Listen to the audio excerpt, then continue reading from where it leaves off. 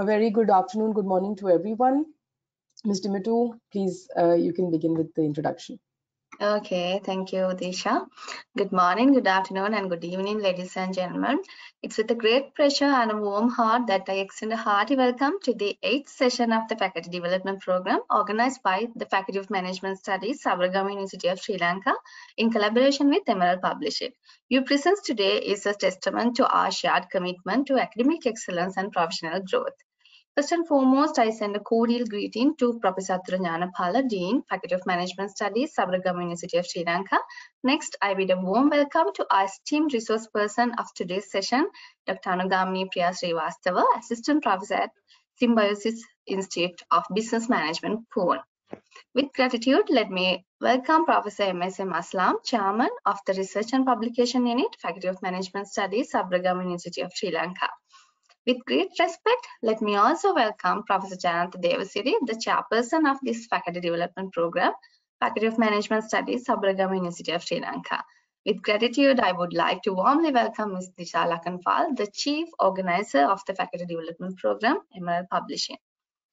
Further, let me welcome Ms. Shanika Ratnasiri, Secretary of the Faculty Development Program, and Ms. Kaushalyani Ruandika, the Coordinating Secretary of the Faculty Development Program. In addition, I would also like to extend a warm welcome to all distinguished participants from Anugamini University of Sri Lanka and Emerald Publishing. Your presence here reflects your commitment to pursuit, knowledge, and continuous learning. Once again, a warm welcome to all of you. Let's embark on this journey of knowledge and exploration together, fostering collaborations that will ripple across borders and disciplines, contributing to a brighter future for academic and beyond. So before proceeding today's session themed how to become an effective editor, let me introduce our esteemed resource person of session 8, Dr. Anugamini Priya Srivastava, to the valued audience. Dr. Anugamini Priya Srivastava is an esteemed assistant professor at Symbiosis Institute of Business Management, Pune, and with a distinguished profile that encompasses both teaching and research excellence. With 10 years of experience in academia, she is recognized for her significant contribution to the field of human resource management. Dr. Srivastava holds a PhD in Human Resource Management from the prestigious Indian Institute of Technology, Roorkee, India. Her academic journey has been enriched by numerous faculties, including Junior Research Fellowship and National Eligibility Test certificate awarded by the University Grant Commission, Government of India. Committed to staying at the forefront of her field, she has also completed a specialized program in data science, including the Executive Data Science Specialization from Johns Hopkins University and the Business Statistics and Analysis Specialization from Rice University.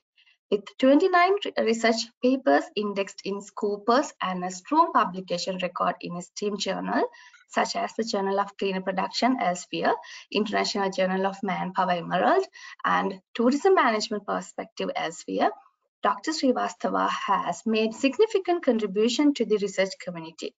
Her work has been recognized with Best Paper Award, including prestigious Best Doctoral Research Paper Award at the PAN-IIM World Management Conference 2016, organized by IIM Ahmedabad.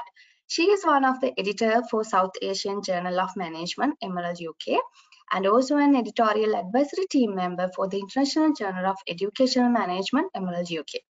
Additionally, she has guest edited special issue in reputable Scopus indexed international journal, including International Journal of Education Management, Emerald UK, and Scopus, and also the European Journal of Training and Development, Emerald UK.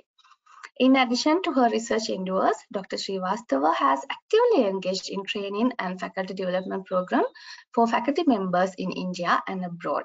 She has delivered lectures on research methodology and statistics to a corporate audience, including prominent organizations such as Wipro, Tata Motors, and others. Her ability to effectively communicate complex concepts has made her a sought-after speaker, providing valuable insight and guidance to academic and also the corporate audience. Dear ma'am, over to you.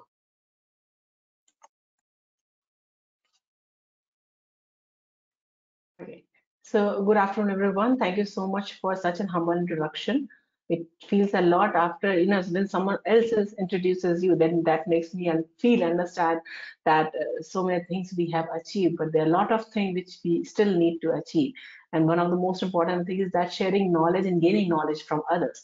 So, this is what we are going to do today. And thank you so much, Emerald team, Ms. Sangeeta Menon, Disha, Demutu, Devashiri sir, for giving me this opportunity to share my understanding, my learning in the editorial process of different journals, guest editorials, so that other people can understand what happens on the other side of the table and what all things editor goes through actually, so that they can make sure that on one part they encourage novice researchers and scholars to publish their work, but at the same time, they ensure that the quality is maintained at the level of the journal level, and at the same time, quality research is communicated to other people. So with that in mind, I have a few snapshots being taken up based on my learning and few aspects taken up from the embryonic publishers, so that I can share with you all the novice researchers, scholars who are aiming to have good quality research being published in nearby futures, so that they can understand what editors want and what editors have to go through to make sure that their quality research gets the better place to be published. So with that in mind, I'll share my screen. Let me know if you can see my screen. Okay. Can you share? Can you see my screen right now? Yeah, wonderful. So this is the slideshow, because we are faculty people and we can really work with our PPTs, because it makes other people to understand what exactly we are connecting to and what all dots we want to connect over here.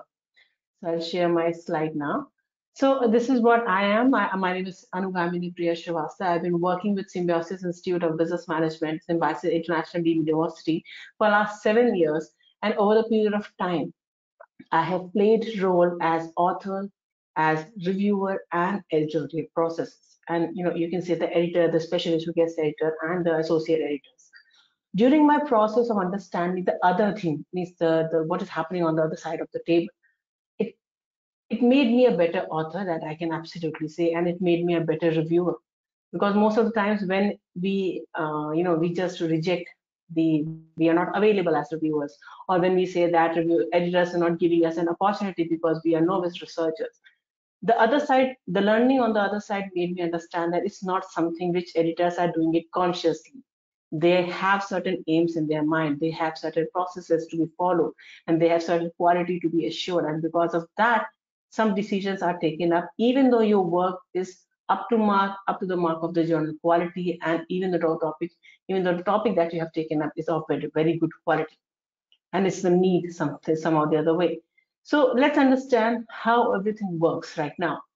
And if you are aspiring to become an editor in the near future or in the upcoming future, you are feeling that you can contribute as an editor in a much better way than what today's editors are doing, and what exactly we should aim as an editor, let's have few points to be of discussion. So the session objectives are very clear in mind. Yeah, fine. So the very first point that I'll be emphasizing upon will be the gain skills to evaluate manuscripts and manage the peer review process efficiently as a journal editor. Next, the emphasis will be given to understand and apply ethical publishing practices to ensure integrity of scholarly content. Then, navigate the editorial confidently from manuscript submission to final publication, and contribute to advancing publishing by upholding quality standards and promoting knowledge dissemination. So for next 1.5 hours, we'll be discussing different aspects of these 4 core objectives. And if some questions will be there, make a note of it.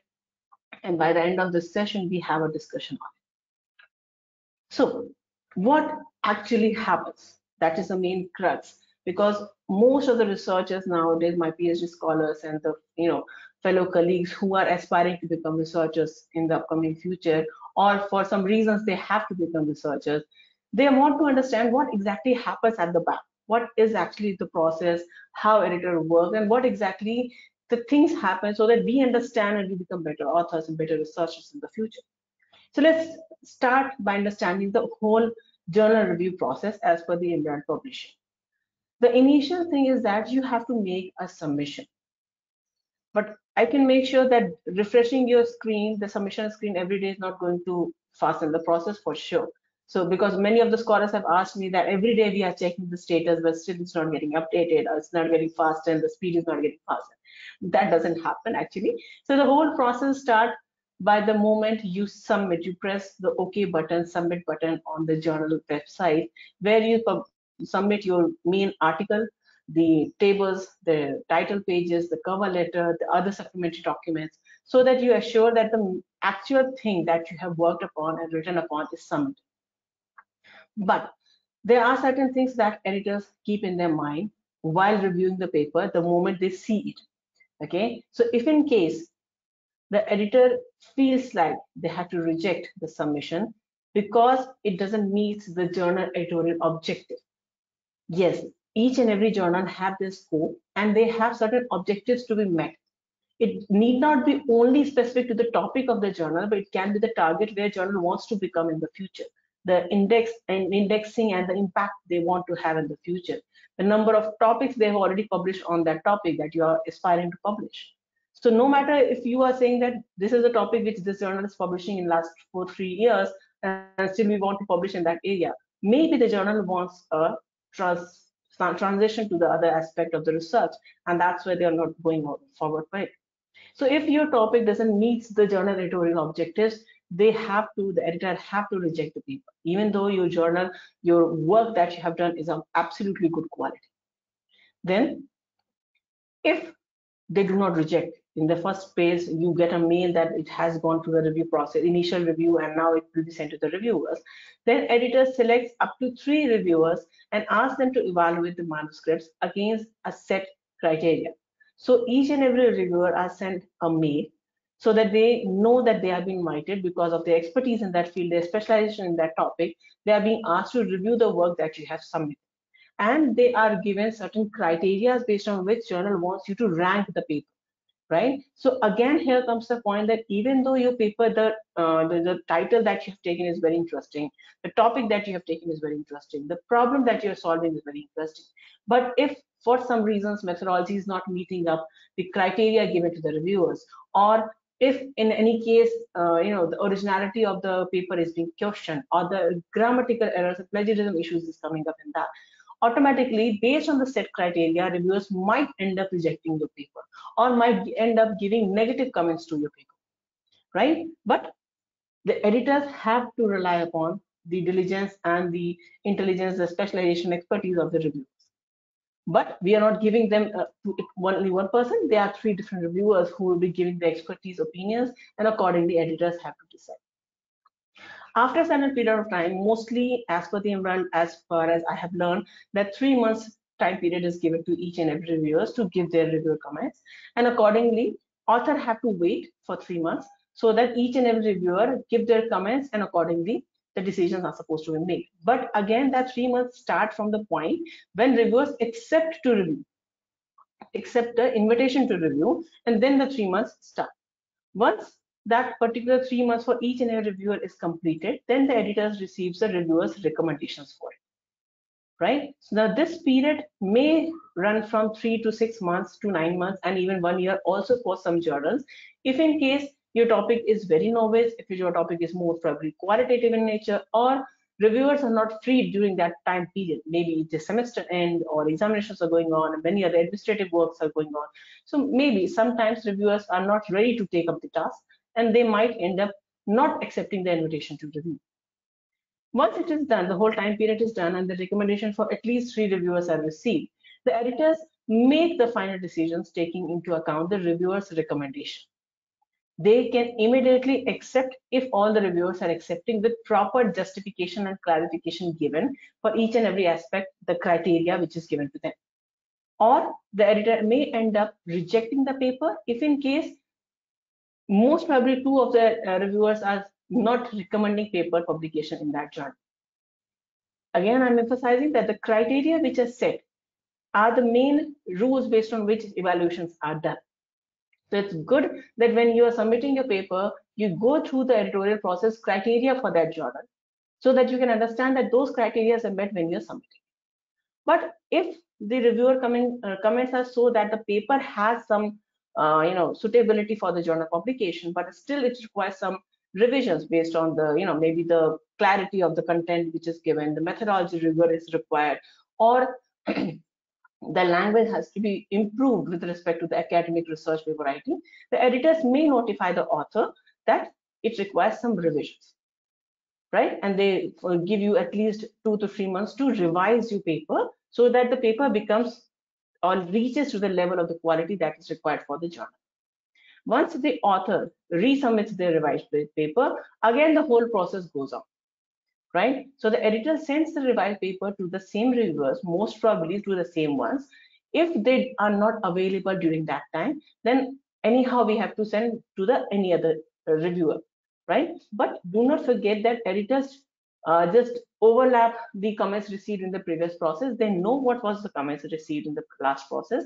They just see if the new editor or new reviewer is giving some new comments, and then we have to the author need to address to make the to make the paper to the journal quality level or not, right? So the whole process goes again and again until and unless the consensus is received that the paper is of journal level quality, and now it can be accepted with whatever content is written in the paper. So this is the whole of review process that actually happens on the author's level, right? And in this whole process, what does journal editor does? The editor decides whether your paper fits the aims and the scope of the journal, then select reviewers and guide the paper through the several revision stages. So it's not so that editor has the whole power to decide what is going to happen with your paper, but absolutely you need to make the paper to that level so that editor gets convinced that the review process might help improving the quality, right? And in this process, what exactly editor is doing at the back? The moment author submits the manuscript, immediately a tracking number has to be supposed to be given, the manuscript ID and something like that, right? It's specific to that particular paper. Then the editorial office performs an initial quality check to ensure that the paper is formatted correctly. So maybe the editor is not the person who is actually checking the formatting and the journal standards met as per the structuring. The formatting is is referred to, but the editorial office is checking. So the moment they feel that the journal guidelines are not being followed, like some disclaimers are not given, declarations are not given, the format is so which is not matching up with the journal or publisher's level of instruction, then automatically it might be the paper might be recommended to be unsubmitted or asked to be withdrawn or rejected, that's rejected immediately.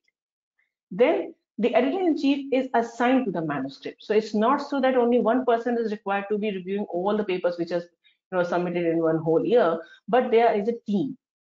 So editor-in-chief in the team of the editorial team is asked or assigned to a particular document and decides whether to send the manuscript out to the review. Like we have just discussed, if they feel after the format checking also, if they feel that even though the format has been met, but if the paper is again not of the topic in line with the scope of the journal or something other things happening, they might end up rejecting. And it is their duty to decide whether the paper should be sent out to the review or not. Then if the decision is not to send the manuscript for review, the editor-in-chief contacts the author with the decision, right? Immediately this information is circulated so that author need not wait. So author need not wait that, if in case the paper is supposed to be rejected, the faster the decision received by them, the better they will actually immediately send it to another journal wherever the scope is matching up. If the editor decides the paper is within the journal's remit, the paper will be assigned to an associate editor. So similar to those who have an experience of submitting their papers, they will understand that every time, whenever a status change, AE, and then the associate editor's name is being written over there. So that if you need to communicate to the editor, you can directly drop a mail to them. Then the associate editor selects and assigns peer reviewers, takes some time dependent on the responsiveness and availability of the reviewers selected. Reviewers are given some days from acceptance to submit their reports. Once the reports required are submitted, the associate editor will make the decision recommendation to the editor-in-chief. And based on the comments, the editor-in-chief will make the final decision. So what is happening on the author's front, background, at the background, there are so many levels of analysis and so many levels of scrutiny is going on, so that we ensure as the editors that better quality work is published. And if the topic has, and if the content, the paper shared is having some prospects, we make sure that it goes to the correct place, So every effort as an editor, you need to make sure that every effort is made to minimize any kind of biasness in the review process by having another editor handle the peer review independently of the editor. Now it becomes impossible for an editor to completely remove biasness in the process, right? There might be a little bit percentage of biasness available. Maybe, I'm just quoting some examples, like maybe we have seen authors back work, what work they have published in the past, and that's why we believe that the person is very specialized in that field, so that we can have some, leverage some leverage to that particular person. So okay, let's have the review person, let's see what comments comes up, right? So based on that point, we can absolutely give some chance to that particular author, but it doesn't make sure that the paper will be accepted finally.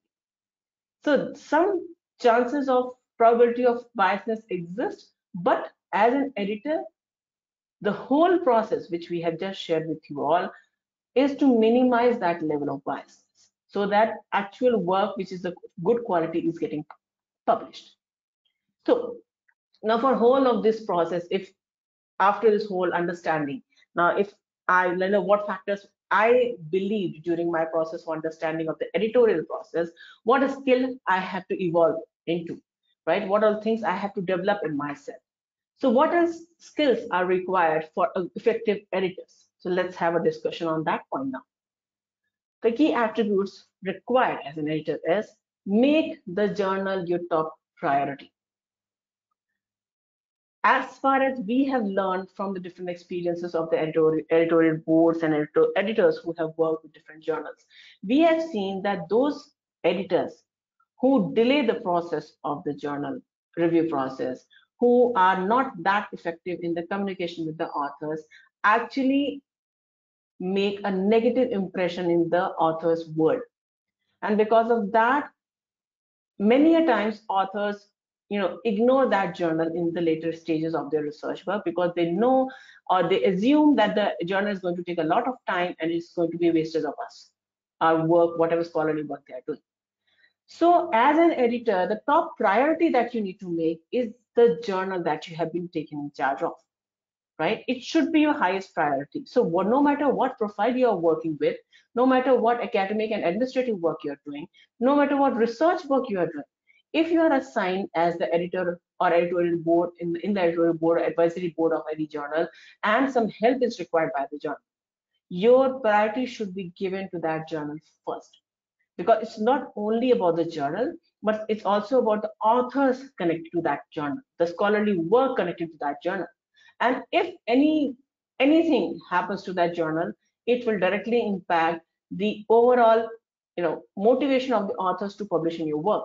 And if people avoid publishing in your work, in your journal, actually it is going to impact your journal, right? At the same time, if you are not that effectively communicating with the authors, automatically that will give an impression that the journal is not entertaining most of the authors, and that impression will continue for the longer, because every year new novice researchers are coming up, and when they come to know that this author is this paper or this journal is a problem, right? If you submit there, you forget about the journal, automatically the impression will be gone. Be efficient in terms of when the paper is received by you, within 15 days to 20 days, revert back to the author, whatever is the status, right? You need to be efficient about the communication. You need to be efficient how you're tackling problems. You need to be efficient with respect to any kind of malfunctions or any kind of illegal or unfair activities you come to know. The more efficient you will be as an editor, the more acknowledgement it will be given in the research world, not only among the authors, but the people who are going to read your journal as well. Pick your editorial board with very much care. Diversity has to be ensured. Excellence in different aspects of the similar topic, similar research topic, is to be ensured. Specifically, do not emphasize or do not stereotype certain kind of people or certain colleges or certain countries, right? You need to make sure that what criteria are to be met so that anyone can join your editorial board. Revise your editorial board every now and then so that you make sure that those people who are not participating actually are not there, but those who want to actually contribute to your journal are there in the field, in the journal team. Select reviewers carefully with an aim to getting a range of opinion. It shouldn't be that someone like me as an author, I have recommended some reviewers and you're directly sending to them. That give immediately an impression that the journal editor is not making effort to find out the specialized people in that field, and they are immediately following whatever recommendations are coming up. Now, on author's part, it's good for them, but on reviewer's part, it might restrict or cause an hindrance in getting a good quality of opinion about the paper. Treat associate editors well. I agree that editors have a huge responsibility. They have so many other things happening in their work based on their profile as an editor. But you need to deal with your associate editor with lots and lots of what we can say respect and admiration, because they are there because of the virtue of work they have done in that field. So you cannot just ignore your associate editor, but you have to respect the work they have done so far so that they have attained that job, right? And the moment you treat them well with respect, admiration, automatically that culture develops in your team. And that culture, as the culture that you're going to build as an editor, it will automatically impact the work that will be actually coming as an outcome of your journey. Try to accept papers that advance the field. So do not restrict yourself. Like, for example, if the topic is of leadership, like most of my work is in the field of leadership. So if the journal is in the field of leadership and you restrict yourself to some theories of leadership only, it is going to make your journal obsolete over a period of time. So as an editor, you need to make sure that you take topics, you take papers, you take authors' work, which is actually, creating the ground for your work, ground for your journal scope, idea, objectives. But at the same time, if in case some papers are coming up, some work is coming to you or being communicated to you, which you feel can give a better way to your journal, automatically try taking it up, right? But obviously, you have to follow the whole review process. Don't routinely send papers out for re-review. I have seen like one of my paper was submitted to one of the journal, and it's been a year since the status has updated. Now, what I believe must have happened that they have received a review, and again the paper was sent for re-review. Now this review is already taking 4 to 6 months to complete one review process and get a comment on that. And when you're sending your paper, the author's paper for re-review, that means another 4 to 6 months. That means one whole year is gone all wasted, right, for the author. Now, in that case, if that persists with, if that continues, that you are, as an editor, you are having a habit of cross-checking the review comments given by some of the reviewers every time you are getting a first review, it will be a problem for you, because you yourself are delaying the whole process of the editorial, right? You are delaying the paper, and every year papers are going to be submitted. So you need to make sure that you fasten the process, but at the same time, you rely upon the comments received. You don't need to make a routine of sending your papers again and again to the review, right? And lastly, write good action letters, be concise and be as kind as possible, right? Now, most of the authors who are listening to me right now, they might have, come across certain decisions where rejections was given, but without any clear understanding that why rejection is received. And authors are in the dilemma that why exactly your papers are received, similar papers are published, similar quality papers are published, similar topic papers are published. So why our papers were not even considered for the review process? So at that time of moment, I agree that editor cannot write a descriptive letter every time a paper is rejected. But with being kind at heart and intention to improve scholars' work, it's better that you write something over there to give them a better understanding why a paper is being not considered in the review process.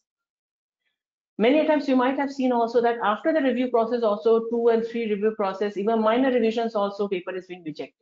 So it's not always that editors are at fault, but editors should make sure that if after first revision, paper is not coming up to the mark, or authors are not making the corrections in the paper, revisions in the paper to the mark of what is expected from the topic paper and all that. So you need to decide at that stage only. Do not extend it to the final stage and then reject. right? And even if you have to do that as an editor, make sure that you write something about what has led to that negative result, right? So these are the key attributes as an editor you need to have. You need to be very humble, you need to be very efficient, you need to make the journal your top quality, the top priority, and make sure that the overall process continues in a better understanding of everyone whosoever is in the team.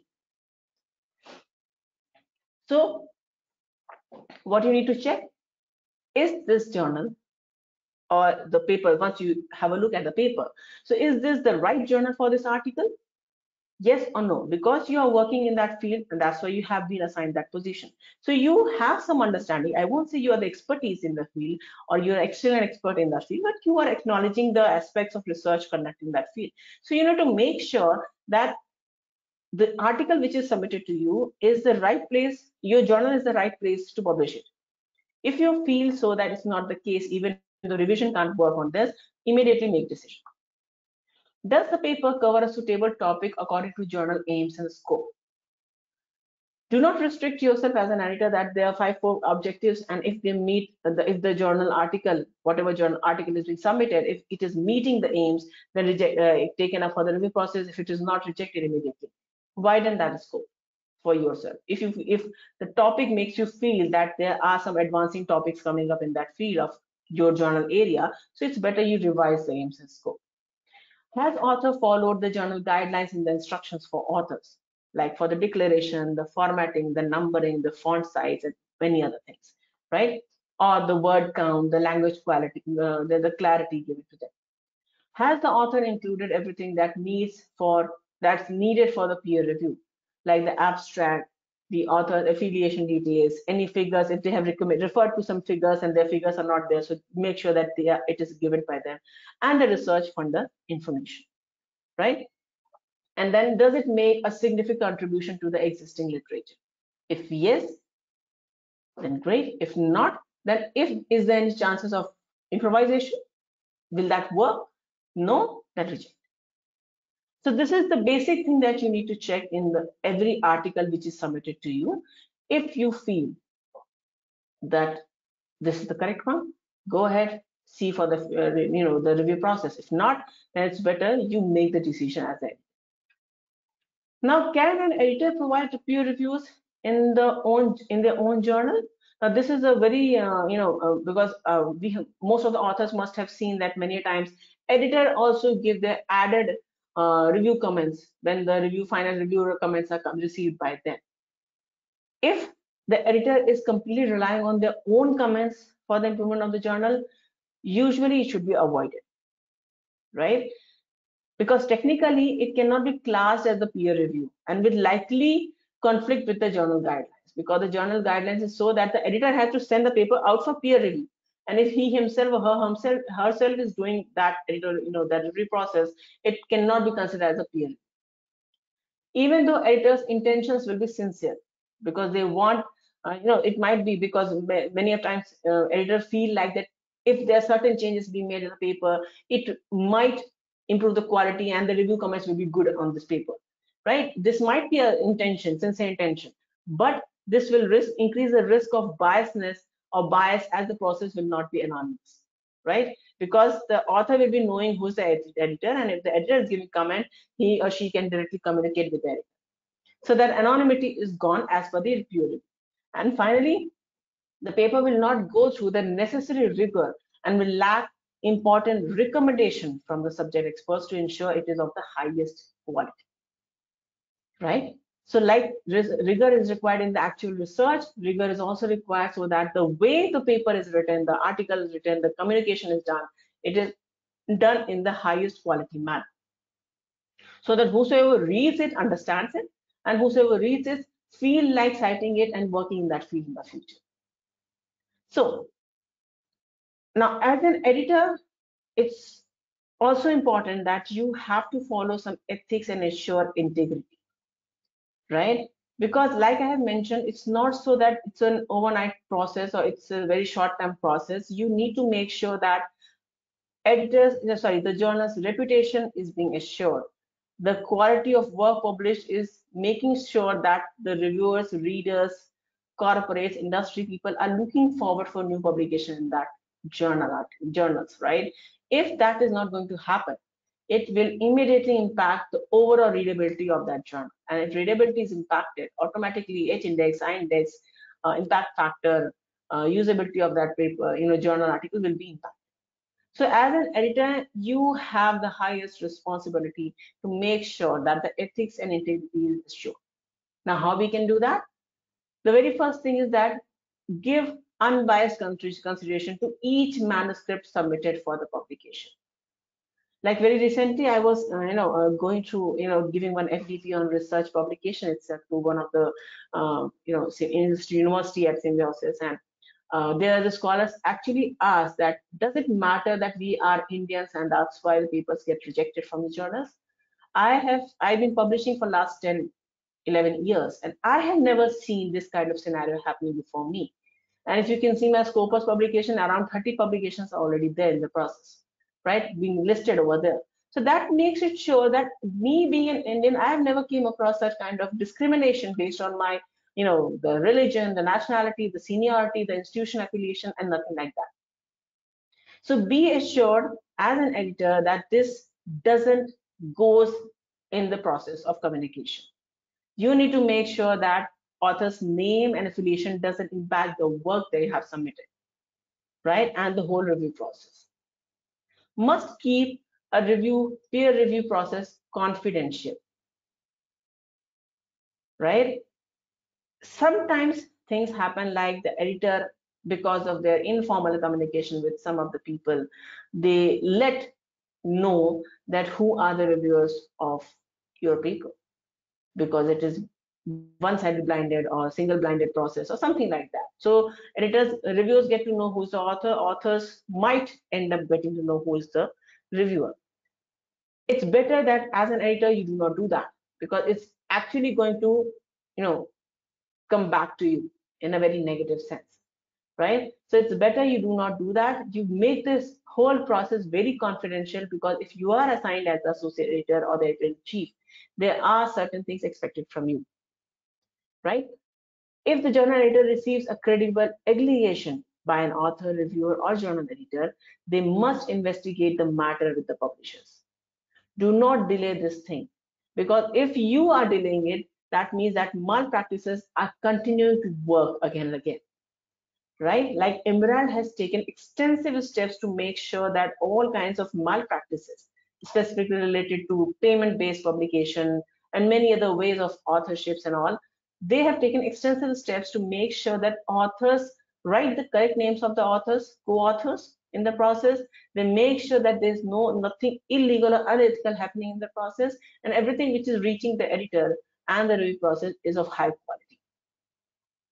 Like, what can be the misconduct? I'll just give you a gist, like plagiarism, which is very well known to us, and now we are taking higher steps to make sure that plagiarism is not there. Authorship. Now, authorship, what are the categories? Just a second. Authorship. So authorship can be ghost authorship, where an author has substantially contributed to the work but has not given the credit, right? Gift authorship. And now you can see that the moment you submit your paper to Emerald, it will ask, all the co-authors that whether you have being a part of the authorship or not, or whether you have contributed to this paper or not. And if it's not, that is not the case, you can take away your name, or you can also claim your name also if your name is not given as the author. Gift authorship, where the listed author has not contributed substantially or at all work to the published work. So if there's a case of gift authorship also, and if any of the author is not able to mention that what exactly contribution they're given, that means there is some problem with respect to what made them an author. And authorship for sale, there has been many instances on what we have seen in the research teams and groups, informal groups, where people are offering that authorship for sale. First author this much money, second author this much money. This is actually very illegal matter, but absolutely as an editor you cannot track that every time. So it's the responsibility of the other, the experts and authors and researchers working in different fields to make sure that this kind of practices are stopped, and they immediately get the publishers know about it. Then there can also be citation manipulation. Like, many of we can see that there are certain scholars who are having extensively high level of citations. So citation manipulation is also happening these days. So coercive citation is happening, where journal editor team members coerce and require author to cite papers from their own previously published articles. So you, as an editor, do not need authors or do not force author to cite your own articles published in the past, because if that paper is of your scope, of the journal's scope, automatically they are going to cite the papers that you have published. If that is not the case, that means that paper is of not within the scope of the journal. Citation stacking, where peer reviewers use their review reports on articles and journal editor team board use decision letters to authors to increase their own specific colleague citations or citations of their journals. So in other way, they are asking for it, right? They are asking for, increase the numbers of citation to be given to a certain particular paper so that the overall citation number increases.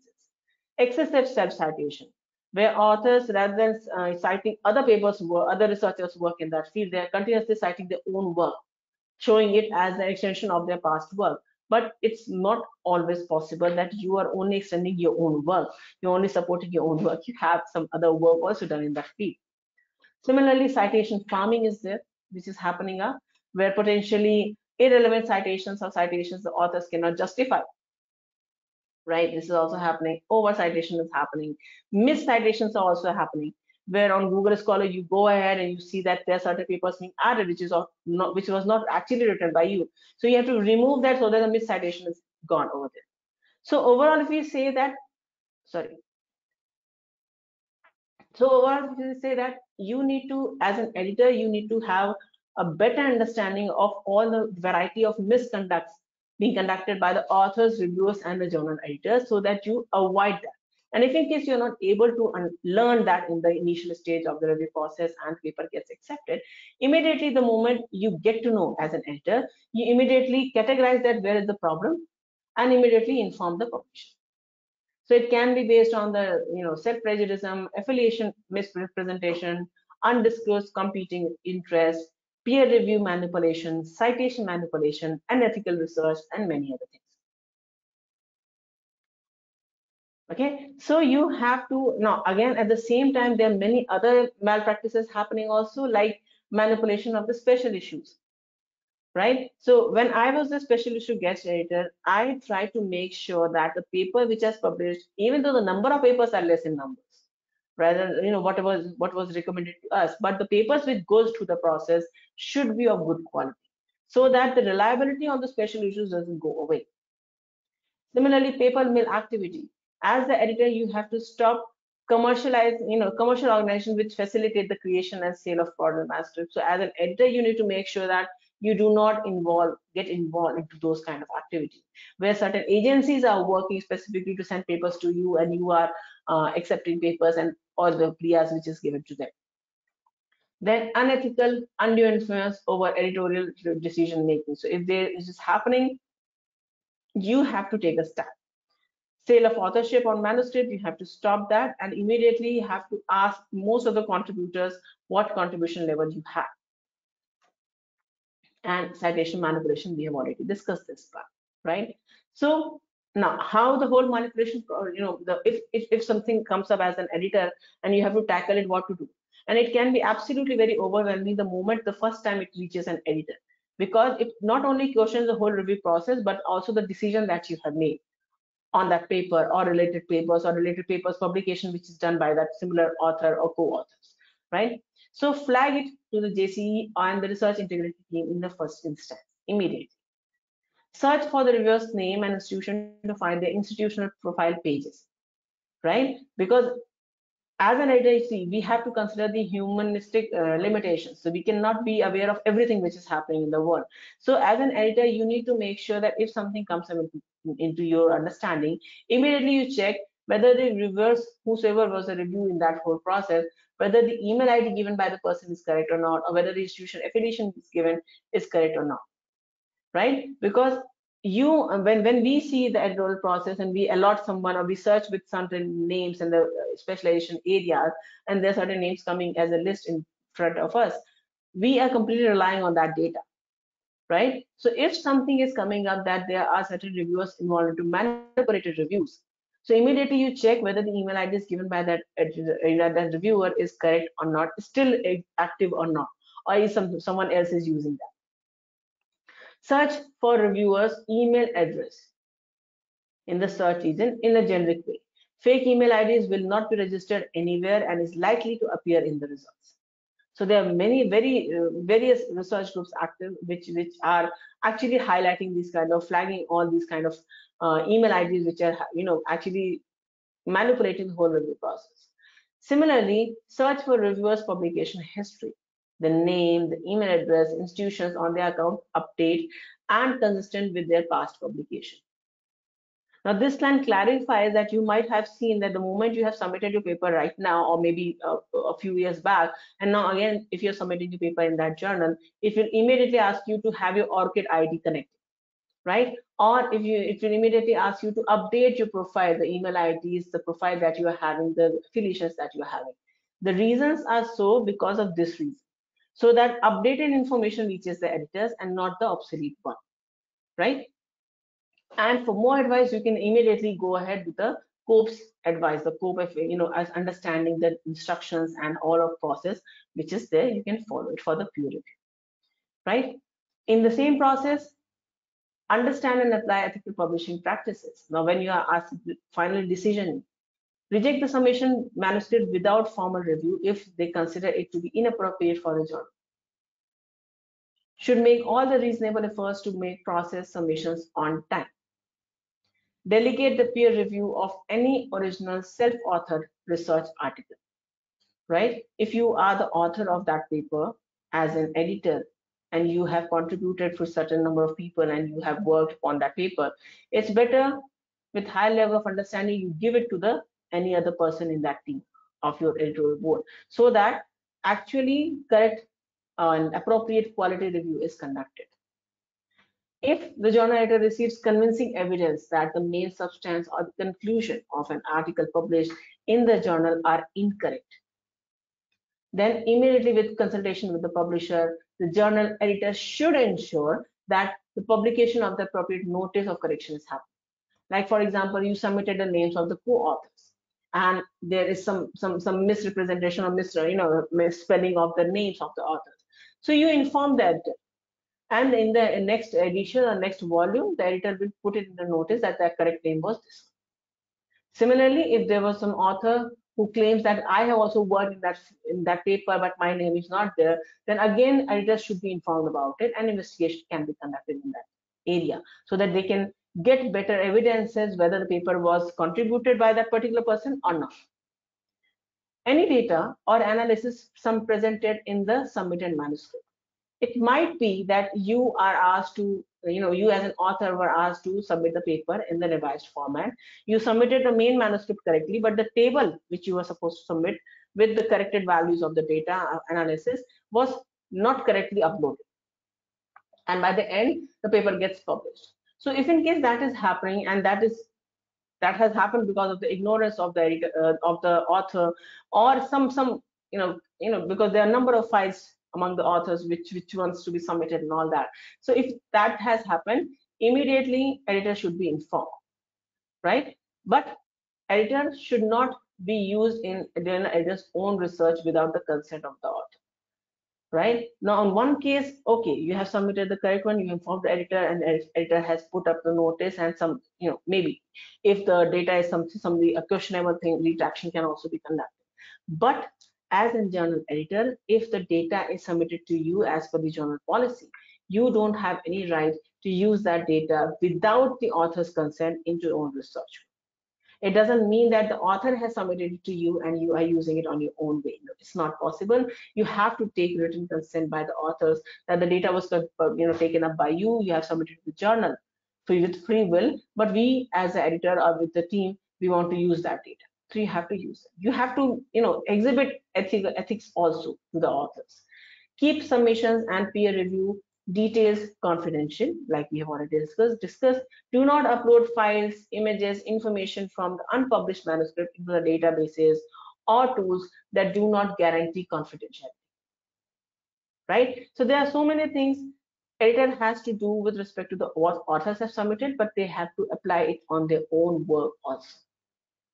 So now how to conduct the whole editorial process with confidence, right? Now, by the time we have discussed to this point, you might be feeling that there are so many things, overwhelming things an editor has to do. So why and how an editor can do the whole work with high level of confidence, right? So do a quality review. The moment you actually execute the review process in a high quality manner, it gives a good word of mouth promotion to other authors as well. So in the initial step, check the journal scopes and editors' expectations, provide constructive and comprehensive comments in a timely manner. It shouldn't be very delayed, and feedback should allow the authors to see where the improvements can be made.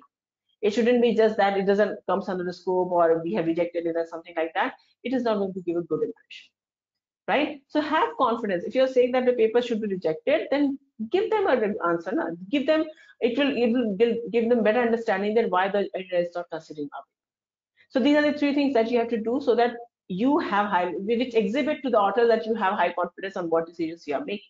But at the same time, ask yourself and the reviewers, because reviewers are the backbone of the whole process of review, peer review, right? So you need to ask very effectively that does the article and case study say something original? Is the case study good enough? Is this its first use? If its research, design, methodology, authentic approach is sound, ask them. The criteria that you're giving to the reviewers should be this much in depth and widen that it helps you to understand the better aspects of the article and not only focus on the negative aspects of the author's work. Similarly, if the submission accurate, was the correct file uploaded, was there any information which is missing out, was the title of the submission correctly reflecting the contents of the paper, how useful would the submission be to the professionals and the students who are actually to whom the journal is targeting for reading purposes, is it an example of the good practice, is the research focused, could be studied, replicated in other situations, because citations are also required for the journals, right? So you need to ask the questions to the reviewers. And the moment you ask these kind of questions to the reviewers, it will make sure that the reviewers consider their responses in this many aspects. Rather than just saying yes, yes, yes, no, no, no, accepted, accepted, accepted, it's better that you ask or you set the criteria as an editor in such a way that while responding itself, it makes reviewers understand whether the paper, whether the work submitted is credible, is having a high level of credibility for submission, for publication, or is this something questionable? Because if you're going to give limited number of criteria to them, they don't have much options to speak up as a reviewer. But the moment you have these kind of sub dimensions into the criteria, it will automatically give them words to express what they feel about the paper, right? So consider the journal article only when these many standards are followed. Ethical standards, language are concise, the research field is in your field, and absolutely it is in the field of your own journal overall objectives, right? The sections, subsections, formatting at the final stage is there. Then only accept it. You have full right to reject the paper at any stage of whatever review process going on. But the moment you make a decision, you have to have the confidence that why you have done so. And why I'm discussing so many aspects in the so minute level, because as an editor, you need to have words to speak up. Many times it might also be a case that you are a new editor and you don't have words to how express that why this paper is being rejected, but you have a feeling that it should be rejected, right? As an editor, so it's better you have certain aspects, certain criteria set given to the reviewers, and then accordingly you give answers to the authors. And you need to say no many times. And it doesn't make the whole academia a ruthless place to work with, or it doesn't make you as a very harsh person or very non-supportive person in the academia. No, it's your job to do so, right? So you need to say no at many places wherever you feel it's not going to support my journal in the near future, in the long term, right? Because you have given the responsibility as an editor to make sure that the journal reaches new heights. And if you're not making or capable of making it so, it's going to be you will be questioned at the end, right? And it will absolutely impact your credibility in the academy. So try to keep your editorial criterion relatively consistent over the years. Do not keep on changing, right? Be consistent over the period of years. What exactly are the main thing based on which at the end you say yes to a paper? Don't give in to a special pleading. There will always be certain pleadings happening to you, and there will always be some people who will be asking for some favor. If the paper looks like so, if the work shows and exhibits rigor in the work they have done, then you can ask for an extensive review process for that paper and see what reviewers are saying. But if you are falling for every pleading done to you, then it will give a bad name to you, your way of working, and at the same time, the journal in which you are working, and whichever journal you're going to join in the future also. Discourage replies and counter replies. Do not get into that mails and mail backing every time. You have already your work and you have a place of power and authority to maintain, right? So being an editor of the journal, do not keep on replying to what others are writing, but if it is something related to that paper has been delayed over a year, at least reply back, right? So if you feel so that the author is getting impatient, or if you feel so that the author should get a response by the time 1 year or 8 months or 9 months are done, so it's better you do it one go and then that's it. Always remember that it's the author's paper, not your paper. So do not try to make or do not try to mold the way the author has written in the way you want to write it. Every writer will have their own way of writing it. Every writer will have their own way of communicating the content. So if you feel so that this shouldn't be the way because I do not write in that way, that is a problem. Similarly, if you feel that every author's paper is your paper, and what I would feel that when my paper is just rejected, so let's put the paper in the review process and let the reviewers reject it, it is going to delay the whole process of the journal.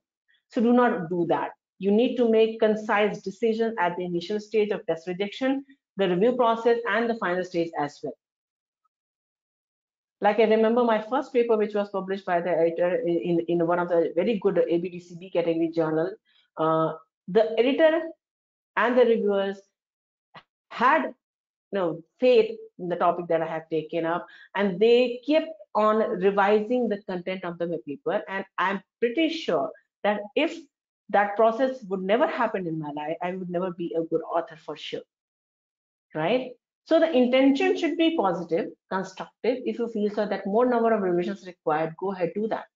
But just because you will feel sad if your paper gets rejected and that's why you're giving a chance to the other author, it might not be a good option every time. Then contribute to advancing publishing by upholding quality standards and promoting knowledge dissemination.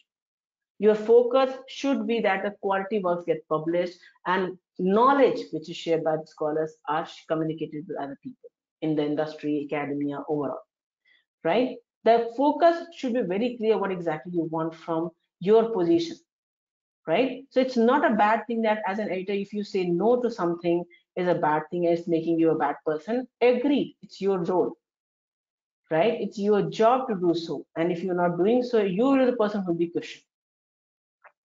Now, finally, let's understand that how exactly reviewers should be selected, right?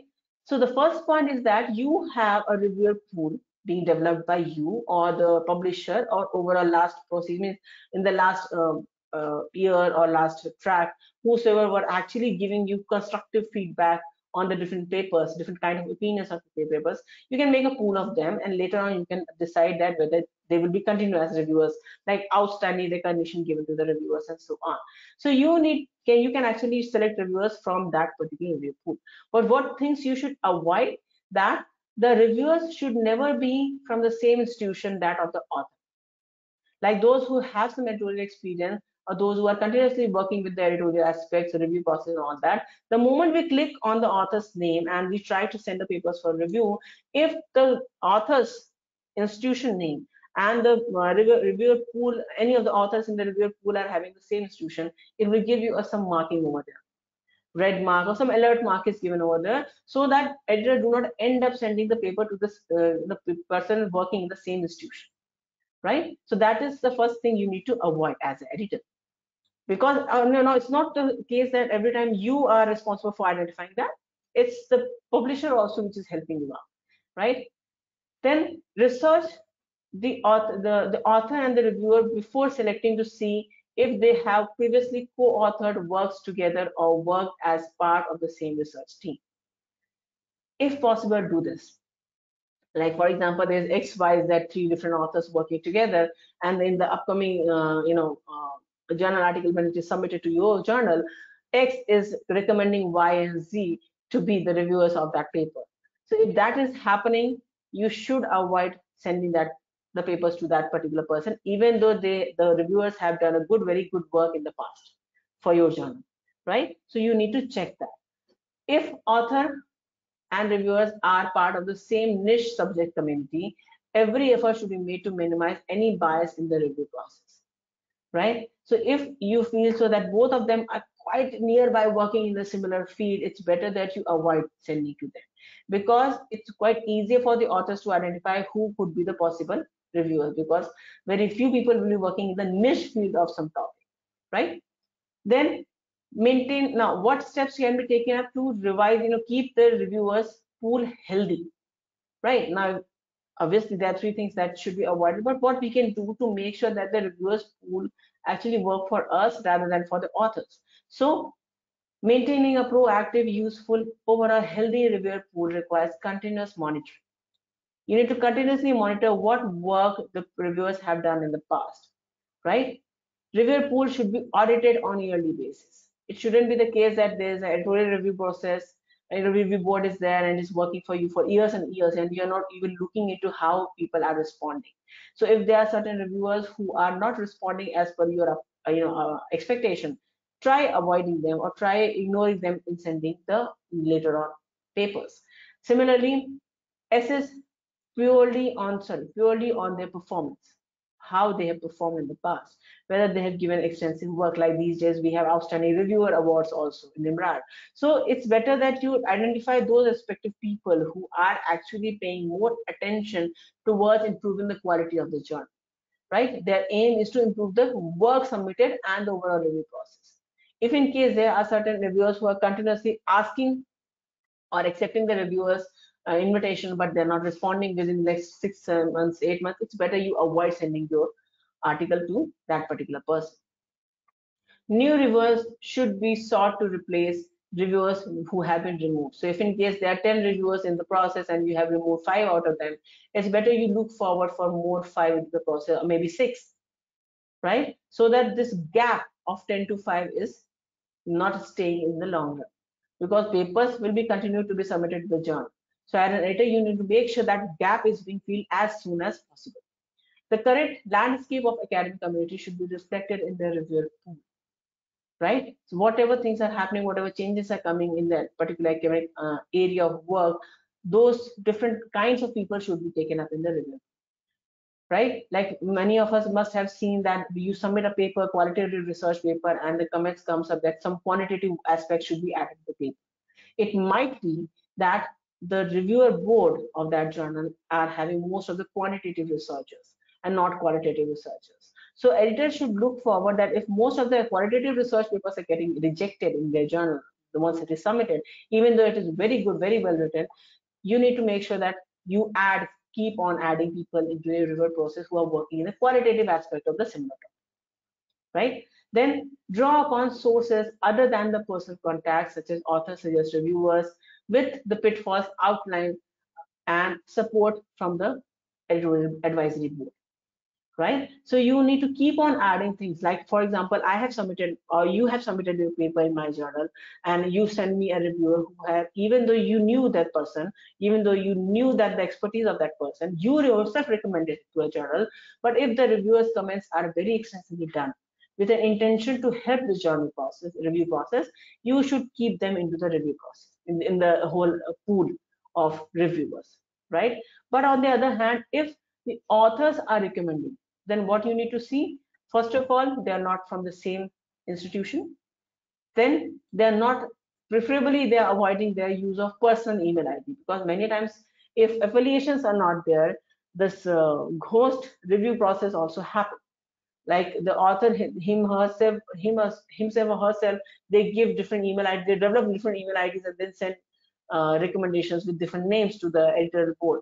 So it's better that you give one affiliated, institution affiliated, organization affiliated, email ID when you're recommending your, for reviewers. Recommend at least one independently sourced reviewer in selected for every one recommended reviewer list. So if in case you are taking up reviewers from the list of the reviewers recommended by the author, it's better you take someone from the reviewer pool also, so that the this what we say, this integrity of the quality review when taking up the opinion is maintained, right? So this was what I wanted to discuss with respect to the editor's point of view, that what exactly can make you a good editor and what kind of editors are required in the academia right now.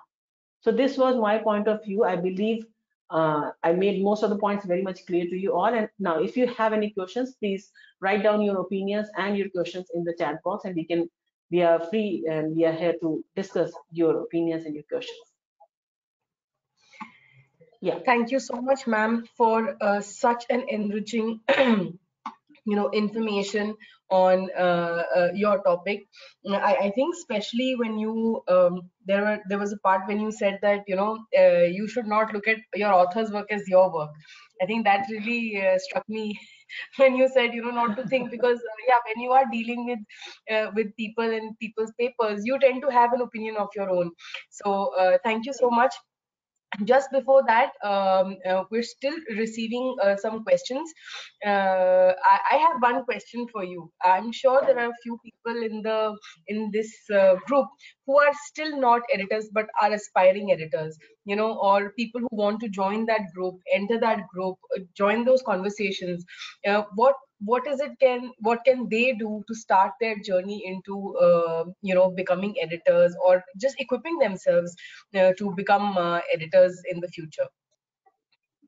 See, for what I have done or what I have seen that worked for me is that, first of all, make a strong profile in the area you're working. Do not diverge from which area you are working, so that the people who look forward or who read your work, they get to know that this is the expertise she or he is having, right? So if in case some editors are looking forward for associate editors and editorial board joining, they immediately know that these are people we can look forward to and we can communicate. If you're continuously diverging from the topic you're working, and with respect of publishing in very high quality journals or many other, they can many other intentions as well, it dilutes your area of work, so you cannot justify why you're working in so many other fields. So that is something which has worked for me, and which I feel that it can work for most of the people who are aspiring to become editors.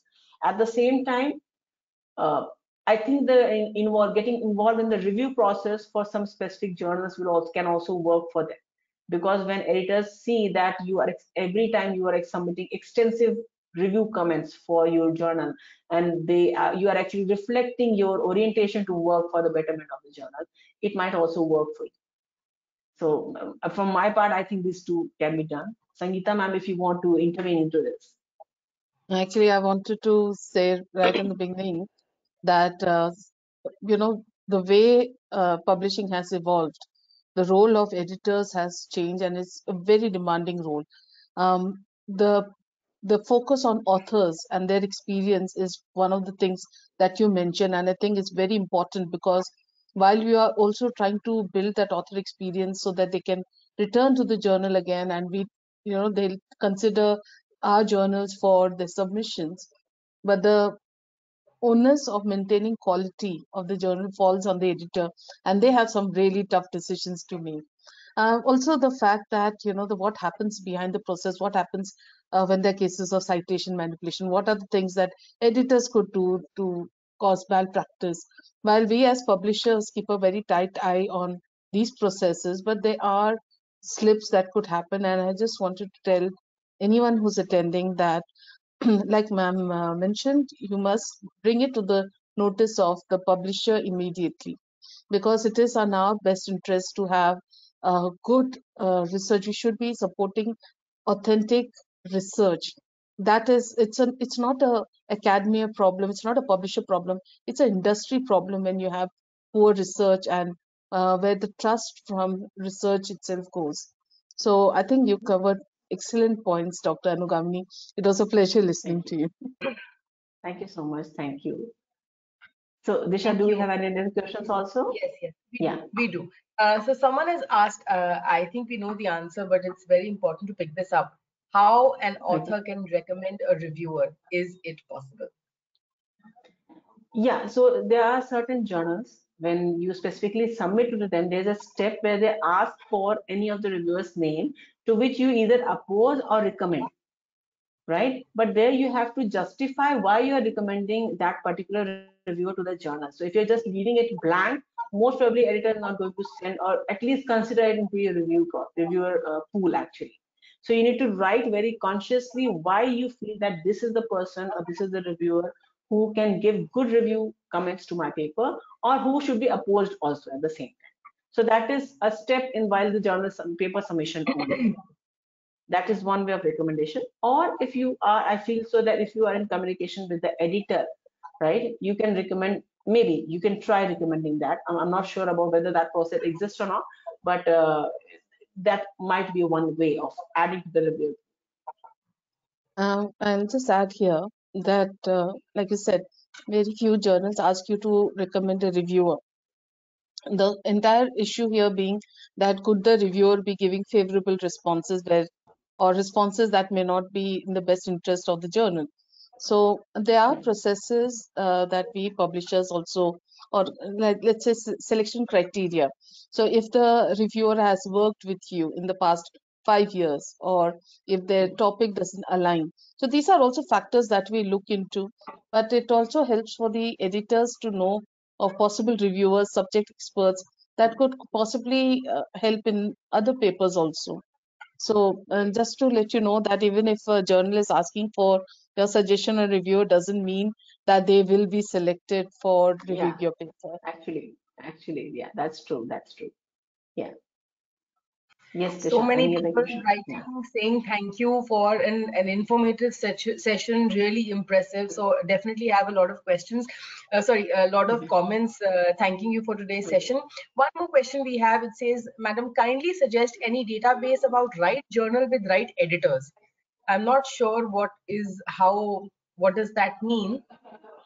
Okay. So right But editors, I feel that it might be somewhere connected to the predatory journal or maybe the clone journals. Maybe I feel so. If correct me if I'm getting the question wrong,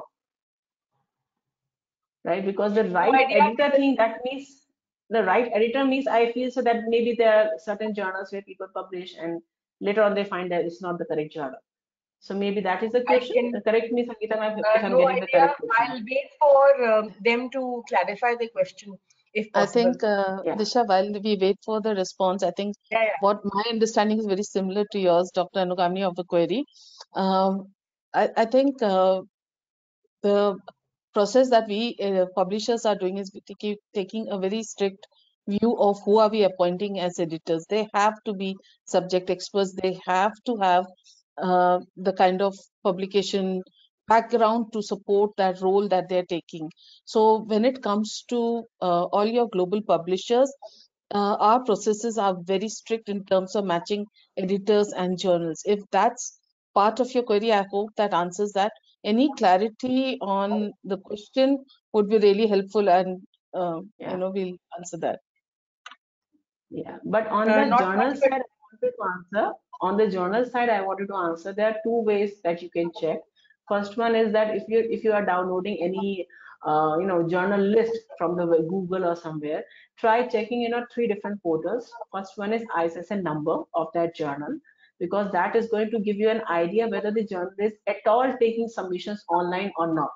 Because most of the times when if in case predatory journal clone journals are very actively working in that on that title, you will get to know that whether the journal that you are aiming to submit is taking at all online papers or not, or if the publishers are also the same one, because there will be some journals which are specifically taking submissions with the journal name only, but there will be some journals like in Emerald we have some different journals but the publisher is Emerald, right? So you need to be very sure through the ISSN number whether the journal is at all taking online submissions or not. Second thing is that do check it on a Scopus portal. where whatever claims that journal is making, check it on that indexing database so that you are sure that the information, specifically with respect to ISSN number, is same on the website and at the portal as well. And lastly, you can also check on Simago ranking journal, okay, to cross check the data given on Scopus also, because we have seen some instances where the links provided on Scopus was leading to the predatory journals and the fake journals. So you have to check in these 3 different portals so that you are assured that whatever title you are going to submit is the correct one. Now, if in case you are having any prefix and suffix added in the list and it is not exactly matching with the Scopus database, do not submit in that journal, because there might be a chance that it is fake journal, it is clone journal, it might dilute the efforts that you have made into your research. So that is my point on how to decide on the journals aspect. I Thank think you so that's much. one of the best ways, because we've seen even email IDs being manipulated to be very similar to authentic publishers. So Emerald being one of them, instead of Emerald. So a small letter here and there, and your submission goes into predatory journal. So ISSN number process would be the best thing to move forward. Yeah. Actually, that is very effective and very easy way also. You can immediately go to ISSN portal, just check the number. If it is e-print, that means the paper is actually journal is taking the online submission. If it is not, then it is asking for a hard copy or some email ID is given. So you need to verify and then only submit. Not just submit it with the IDs and the names which are saying within publishing within 5 years. Do not get into that predatory process. Yeah. Right. You were absolutely on point. The person who's asked the question, they have said that that there are various predatory journals, and that's why I have posted the question. Yeah. Yes. Right. That was the reason. Yeah. Another question that we have received is how to approach a journal as a reviewer. Okay, now that is something I haven't seen that we apply for a review process, but sometimes what I have seen in international conferences, they ask to register as a reviewer. What I have seen till now, and then they get a reviewer pool from there, and maybe that team, if they have a journal, they take up to the journal level also sometimes. Because sometimes surprisingly a review comes to you, invitation to review comes to you, but you have never registered for that journal. So that database can work for other teams as well. But I feel Sangeeta ma'am can also tell how authors can recommend themselves as reviewers. And there are some individual journals running through institutes where you're free to approach the editor and show your interest in reviewing for them, and that's really up to the editor whether they want to include you in their database of reviewers or not, and how they work with you. But usually we use reviewer recognition programs and publons where you register, and that's where our editors usually pick up their reviewers.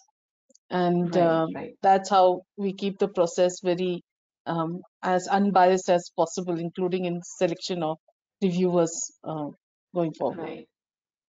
And I think from the author's name pool also, they take up some reviewers based on their past work in that field.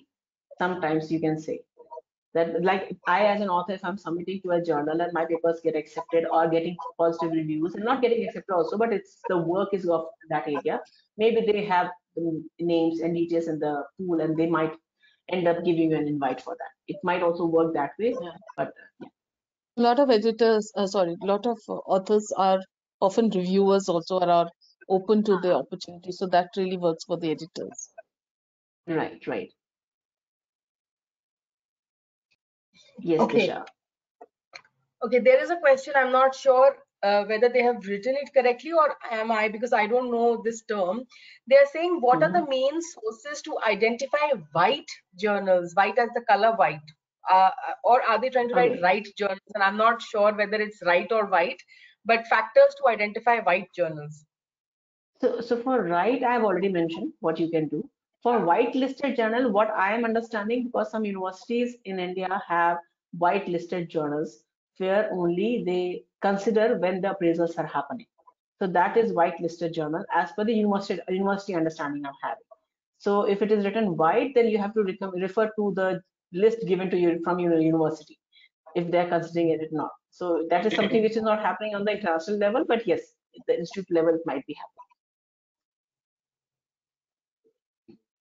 Wonderful. We have one more question. They're saying that there are many pediatric journals included in Scopus. Do you think the author can find such journals? Now the reviewers are getting awards. Such awards may help in recognition to the recognition of the editor. Okay, so there are two questions, I believe. Yeah, that's what they're saying. The first part is, can you please repeat the first part? Yes, that there are many predatory journals included in Scopus. Do you think the author can find such journals? Okay, so if in case you find at the, you are searching for some journal, you got a list from Google and you are searching on Scopus and you found something name similar to the actual journal, but the prefix and suffix are added. If now, I think now, right now, Scopus website is not allowing you to have any links over there because of some cases happened in the past. But if in case you are having any information about predatory journal Scopus, immediately inform the publishers and the ranking agencies. It's your duty as an author that you inform them, because many a times things happen. It's the cyber thing is happening all together. So if something has happened and some kind of fraud journals are coming up, predatory journals are coming up on the Scopus portal also, you need to immediately inform, right? That is first duty of yours to the ranking agency and the publisher as well, if the name is being just taken up by the that particular fake or predatory journal, right? Second, what was the question? That now reviewers are getting awards. We ourselves give best reviewer awards as well. Such Right, awards may right. help in the recognition of the editor as well. Editor as well. I'm not getting the connection between these two things. They're But just yes, saying that if acknowledgement our is reviewers, yeah, they just mean that if the reviewer of a particular journal are receiving awards, it also means it will reflect on the editor of the journal also that they're doing a good job. They I will think it help is Yeah, more of absolutely. a comment rather than a question. rather than a question. It's not a question. Yes, absolutely. First of all, it will add to the profile of that editor, that the whole process was review process conducted efficiently, and at the same time, selection of outstanding reviewers is also done very diligently. So that part is absolutely there. May I just Right. add something to the first Yes, ma'am, query? please. I Yeah. think when it comes to predatory journals on Scopus, there's another issue, that is when a journal gets into the Scopus list, it's following all the right processes, and eventually, certain processes may not be followed correctly, and by default, it becomes it starts behaving in a predatory manner. Unethical practice, malpractices start coming in, and those Scopus brings, tries to weed out these journals from time to time. With the kind of database they have, it's not possible to weed it out immediately, or catch the first instances. But like ma'am said, the first instance you come across where you think this journal is on Scopus list, but it's following predatory journal behaviors, you must highlight it. You must immediately contact the publisher, because these journals are discontinued from Scopus for a good reason. So I just wanted to mention that. Yeah, so because every year the Scopus actually updates their list. So even if you are ending up publishing over there intentionally or unintentionally, it is going to be removed from the list. That is for sure, because they are very vigilant about it. Yeah. Yeah. Thank you so much. Another question. They're saying, is contacting the editor directly through email for review works? For review, means act as a reviewer, Yeah, or that for if they review? want, I think that's what they means. Or I don't know if it's a paper they want to review or they themselves want to be a reviewer. But this is what the question is: is contacting the editor directly through email for review works? So if you are contacting the editor to expedite the process of review of your paper, it may work, it may not work. Both ways it will work, right? You can ask for updating the status. But means if, for example, if 6 months, 8 months has passed and review process not started for your paper, you can ask the editor for sure. Yes, for adding yourself into the review process, you need to show your credibility by working in that area. That is my point of as an editor. So if I am getting a mail from an author of my of the someone who have already submitted and that submitted their work, so I know what level of work they are doing, so I know what kind of review they can do. So that way I can consider, I may not consider, but the first one will work if it is considered to your own respective paper. That way it can work. They have written back saying, in order to be a reviewer only, can we write directly to an editor? You can, I'm sure there's all, you can try for that, I believe so, but I'm not sure how much the editor is going to take an action on that. Like I think Because we have already addressed this in the previous This part question is also, done. that there are a lot of journals where the editors welcome CVs and interest in reviewing, but there are also a lot of publishers and they have very strict processes of how these reviews are selected. So that's where I think there's sometimes a conflict, but there is no harm in connecting with the editor, because in case the editor is not able to add you to the reviewer pool directly, they can at least direct you on how to go about the process. You can start reviewing for their journal and other journals in the future. Right. that is all. These are all the questions that we had received so far. Just 1 minute. Sorry.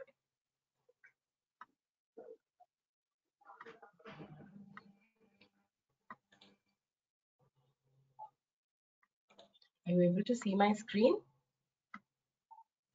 Yes. Wonderful.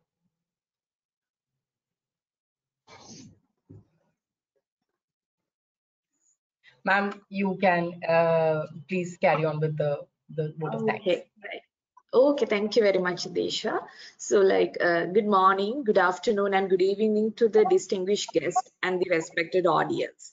So it's my privilege to have been asked to propose vote of thanks on behalf of the Faculty of Management Studies, Sabaragamu University of Sri Lanka, in collaboration with Emerald Publishing, for the successful completion of the 8th session of the Faculty Development Program 2023. First and foremost, I extend a very hearty vote of thanks to the main speaker of today's session, Professor Anugamini Priya Srivastava from Symbiosis Institute of Business Management, Pune. Dear Madam, it was truly an inspiring and enlightening session. At the outset, I would like to express my profound gratitude to the Faculty of Management Studies, Sabaragamu University of Sri Lanka, headed by Professor Atula Jnanapala. Further, I would like to express my special gratitude to Professor MSM Aslam, Chairman, Research and Publication Unit of the Faculty of Management Studies, for his unconditional support. Also, I would like to express our sense of obligation to Professor Jayantha Endevasari and Ms. Sangeeta Menon, chairpersons for the FDP, whose visionary approach and dedication played a pivotal role in initiating this program.